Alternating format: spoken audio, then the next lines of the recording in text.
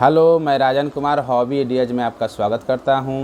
Hobby ideas में electronic series में आज हम इलेक्ट्रॉनिक में कौन कौन सा टूल्स का प्रयोग करते हैं और उनका क्या क्या नाम है, सब के दर्शन करेंगे, सबको देखेंगे और समझेंगे कि कौन कौन सा इलेक्ट्रॉनिक टूल्स क्या क्या प्रयोग में लाए जाते हैं। तो चलिए, आज की ये वीडियो बहुत जानकारीपूर्ण है, इसको बिना स्किप किए आप देखिए।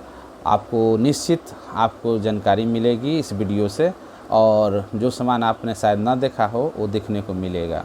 इलेक्ट्रॉनिक टूल्स की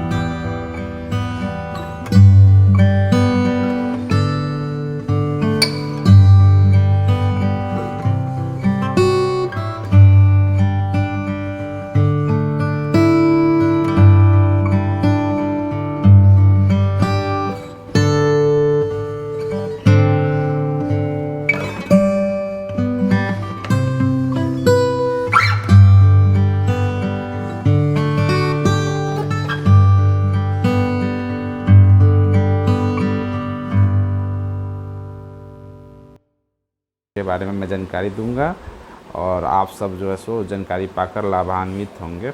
धन्यवाद।